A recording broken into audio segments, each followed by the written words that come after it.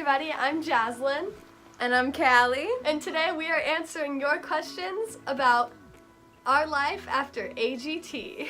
So hey girl! Hey! It's good to see you again. Good to see you too. It's been like 3 years. Alrighty, so question number 1. What has life been like after AGT? We actually record... Oh, I'm sorry, I have a boyfriend. Okay, well, continuing. Edgar Family Band did release like an EP album and it made it on the charts. It did? Yeah, it made it on the country charts, like top 10, and then we broke up, so rest in peace. But I am doing my own thing. I'm doing sessions, I'm writing a lot, hoping to have more music coming out soon, and yeah, that's really it. Okay, but I feel like breakup is like a really negative, like... Okay, we didn't break up, but we... Just as a family, like, you wanted to be your own artist, right? Yeah, we're all doing our own thing. Yeah. So life after AGT, let's see. So while I was on the show, I was still living in Ohio. So since then, I moved out here to Los Angeles. Like, I'm in sessions a few times a month. And I've just been recording music and getting stuff ready to release. What is the biggest misconception about being on AGT? People need to realize that it is a TV show, so they're going to make it as dramatic as they can for people to watch. Going through my whole fight with cancer, which is what my whole entire act was kind of like encompassing almost on the show. There's a lot of things that are being filmed that you have to be like 100% present for and do the same thing over and over again, and you have to use those same emotions every single time that you do that one shot. So also reliving like your story, having to tell your story over and over again. And the fact that the stories that they use are normally the hardest part of your life that you've been through, it's a very emotionally tiring and draining. Just having to relive that heartbreak or that turmoil in your life is tiring enough as it is. It's emotional. Like when you see people's emotions on TV, like they're being serious. Yeah, like, they're real for sure. I think a misconception about the show is how much work it is. Because we really have like 16-hour film days. And I remember being on the show and being so tired, but it was also one of the most fun experiences ever, so I really didn't know how to feel. And I remember going back to school and people were like, oh, that's not work at all. Like, she was on a big break. But it's a lot of work. Those 2-second walking clips that you guys see actually took 2 hours. How did you feel being on TV, having millions of people watching? It didn't really hit me until live shows, when you see the Dolby Theater and it's huge and they're setting up this like beautiful even like stage. The first auditions were crazy. Yeah, like it's huge. You're like, oh wow, like this is live. Like there are millions of people watching me right now. They literally have a video of me crying looking at the Dolby Theater on AGT, and it was so surreal. In any of my performances that I do to this day, I tried not to really think about what I'm doing too much. And this is, again, with every performance for me, about 2 minutes before, 5 minutes before the performance is when I'll actually start to like feel nerves. Yeah, that leads into the next question. Like, how did you deal with the nerves? Yeah, I try to stay as busy as I can, either on social media, do whatever I can to keep my mind off of what I'm doing. When it comes to like big groups of people, I get anxiety super easy. So like thinking of that wouldn't have been good for me in this situation. Dealing with nerves for me was just mainly like distracting myself from reality pretty much. Yeah, I think the scariest part for me, like I was less worried about like the people watching, but like me messing up. So like the lyrics, having all the lyrics down and making sure that I'm not singing the wrong part, or you know, not being like a solo artist at the time, and like having my parents with me did help with the nerves because I knew I wasn't alone. I don't know, I kind of just was like, live in the moment, what happens happens, do it, you know? Just get up there and do it. You're never going to be doing this again. Like, you're never going to be in this moment again. Yeah, so that's so true.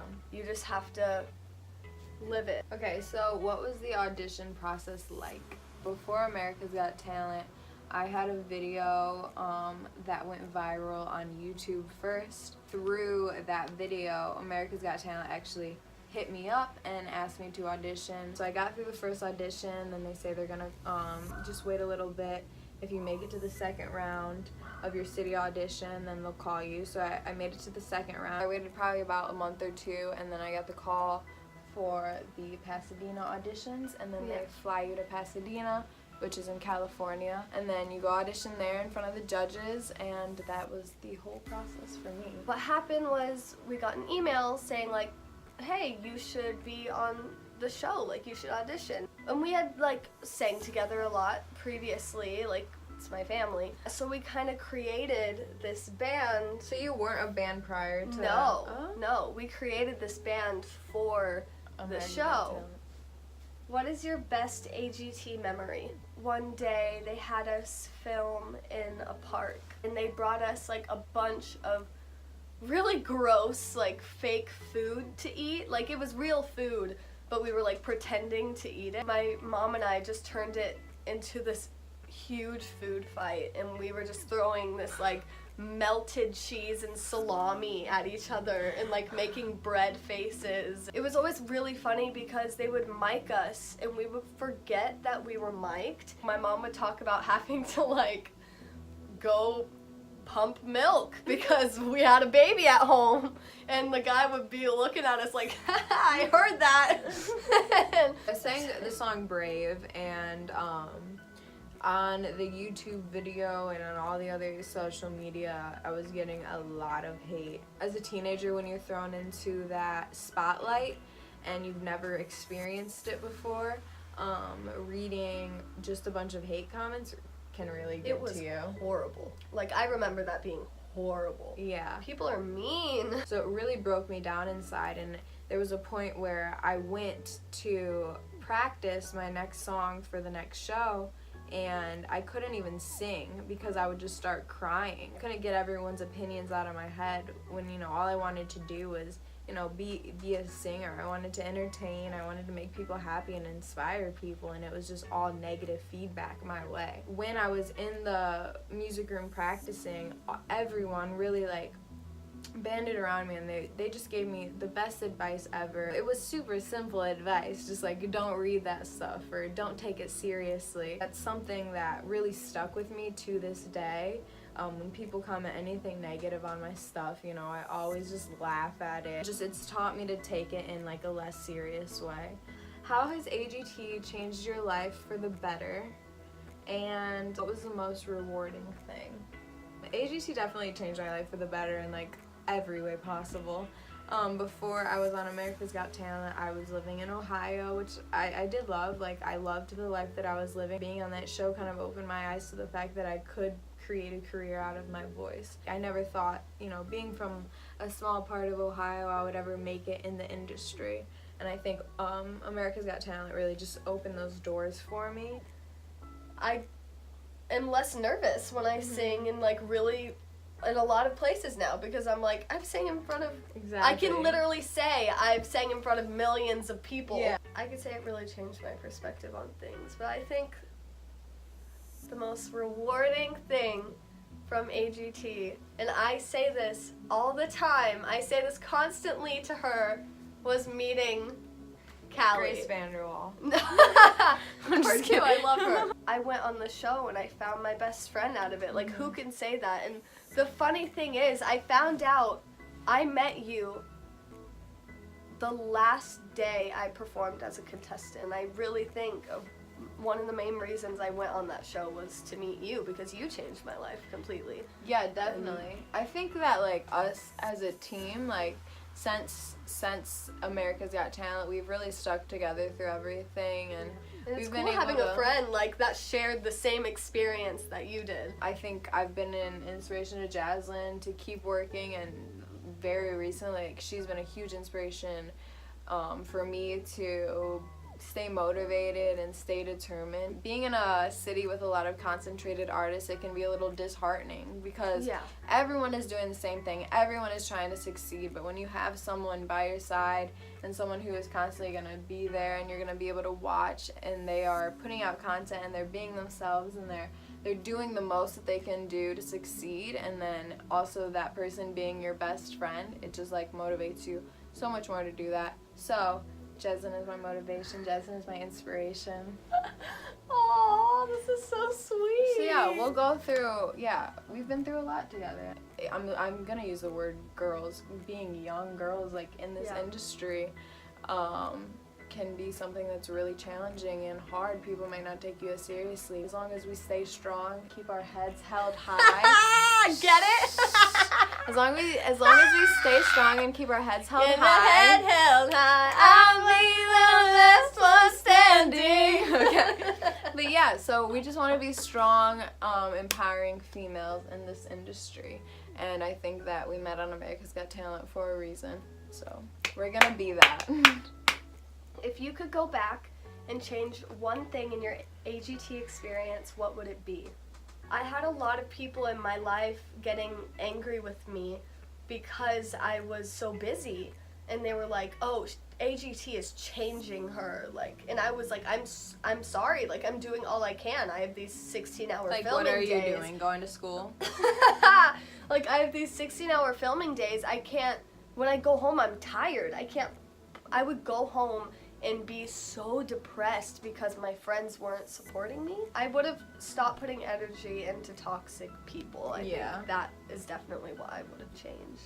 I would focus a lot on the negativity and people's negative comments about me and whatnot, and people would kind of say the same stuff with me, like, "Oh, it's changing you, it's this, it's that." No one knows how to handle 1 million, 2 million, 3 million people watching you, thousands of people commenting about you. I remember reading everything, and it took like such a big toll on me, but I'm like happy because now I'm more immune to it. Like, you're able to laugh at them. Yeah, I've learned like these people don't really know me. They don't know who I am or like what I'm going through. Definitely it was a learning experience for sure. How do you feel you've progressed through the years? If you look back on my AGT videos, and I'm sure you would feel the same way, I am a completely different person. I definitely feel like I've found myself way more than who I was then. I was very timid and shy. Before then, I couldn't be on camera. I wouldn't let people take photos of me. I hated all of it. Same. Like, I'm a blondie now, so that's what's changed. I'm a blonde girl who likes big hoops. That says all you need to know. Yeah, kind of the same thing for me. I think being on America's Got Talent really helped me find myself as a person. Being on that show kind of like pushed me into adulthood in a way. I only knew Ohio, you know, I only knew the people around there. I only knew how people were in that area. And then coming to Los Angeles and just seeing the culture and seeing the style and like everything, this city just like lights me up so much. And same here with me, like I've really been able to find myself. It's definitely helped me, you know, grow into who I am. I've been able to finally start writing music. I never wrote lyrics or anything before I was on America's Got Talent. I never saw myself as an artist before that show. Yeah. Did people try to become friends with you because you were on TV? No. No? No, I'm just kidding. People 100% try to become friends with me. I think there were people who are reaching out to me through social media who had no clue who I was before, obviously, who wanted to talk to me and create a connection, which I thought was awesome. I still to this day think that it's awesome that people want to, you know, create a connection. But then there are also people who have been in my past before AGT was ever a thing, and who never really talked to me before, and then all of a sudden want to talk to me now. And those are the people that you have to be a little more like, do you only want to talk to me because I have this platform now, or because I have this fame, or whatever you think it is.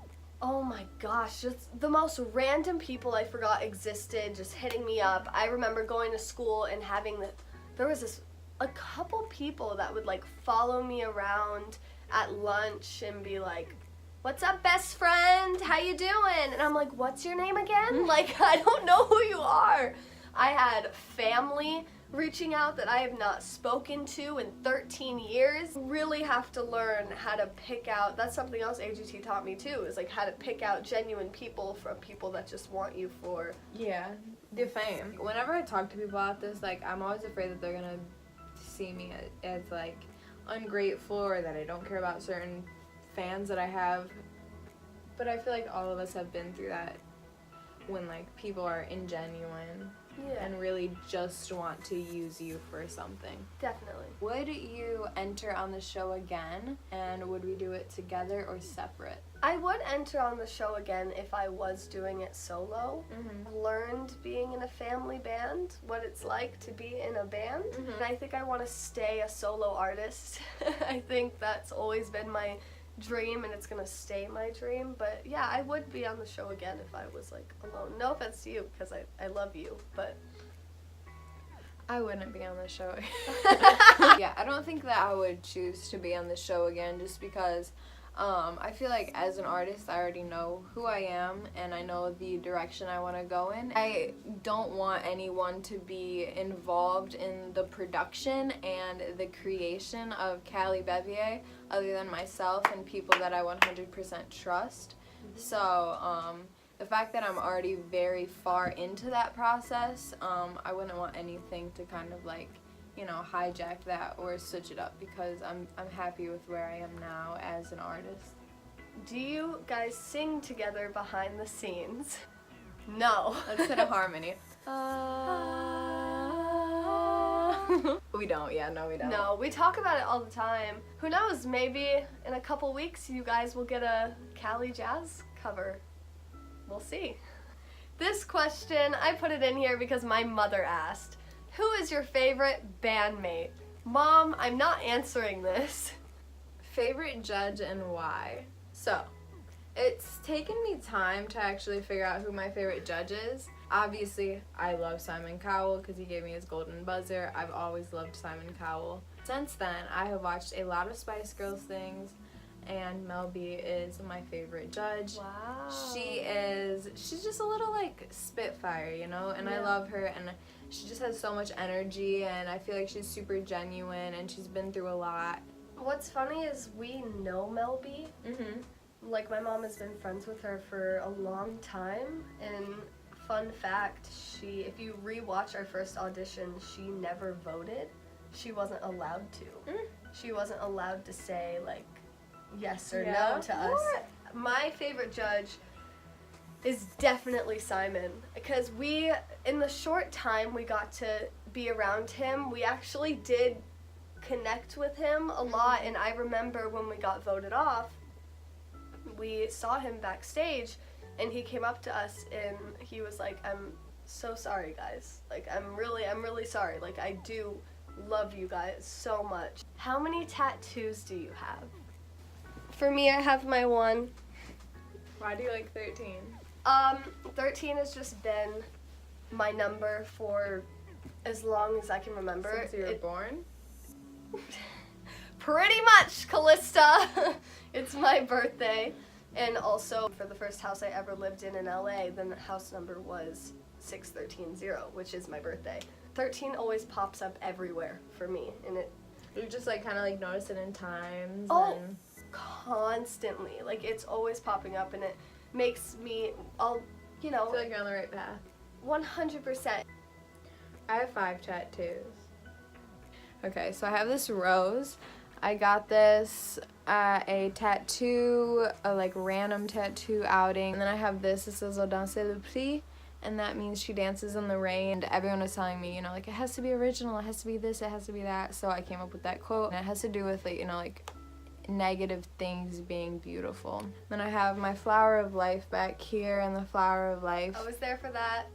Yeah, JASLYN was actually there. It was when I met her best friend Ari, and now we're all really good friends. Yeah. All of these circles flowing into each other just kind of show the harmonization of everything that flows into each other in our earth. Then I have a butterfly. And butterflies are beautiful. They go through a very important transition in their life. My boyfriend is transgender and I had cancer, so both of those things kind of fit in with the butterfly. Then I have a bumblebee on my knee. The bee's knees! I actually got it because my mom's name is Melissa, and in Greek, honeybee means Melissa, back and forth that way. So it's my tattoo tour. Okay, so this next question is so, I don't know how you pronounce it, and I don't know how I'm gonna pronounce it when I say it, and I don't know if one of us should do it or if we should do it at the same time. Okay. 3, 2, 1. How do you pronounce crayon? Crayon. Crayon. Crayon. Crayon. Crayon. Crayon. You said crayon. I just don't do that Y. Crayon. I'll be right back. We're gonna do a test. Everyone, release your thoughts into whatever you want them to be. I'll be right back. Where are you going? Let me get you some crayons. Crayons! Alright, I brought you something. I want you to hold it. And I want you to really feel the essence of it.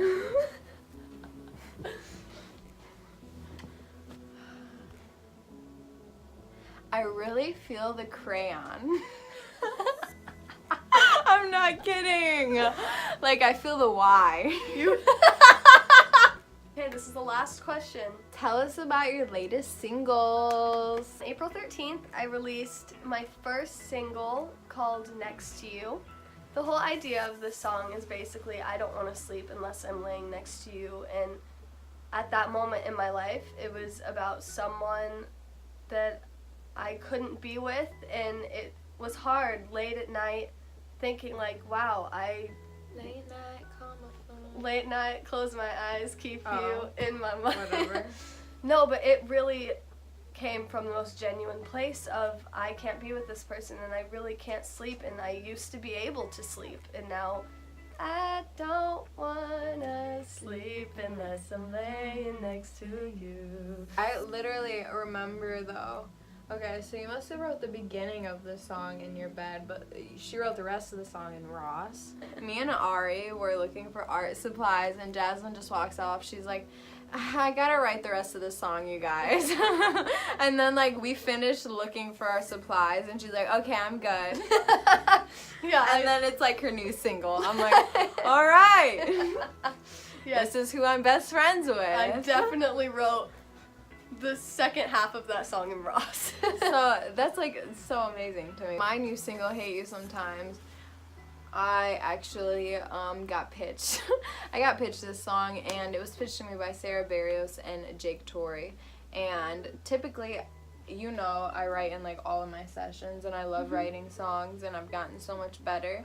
But I was luckily able to connect to Hate You Sometimes on a super deep level. I also noticed that Hate You Sometimes were lyrics that I could relate to my mom in so many ways. We're constantly on our highs and lows. At the end of the day, it always boils down to my love for her, so that's something that I relate to that song very deeply. But I did go in and I fixed up a little bit of the lyrics, because before it was boy, I hope you know that I love you even if I hate you sometimes.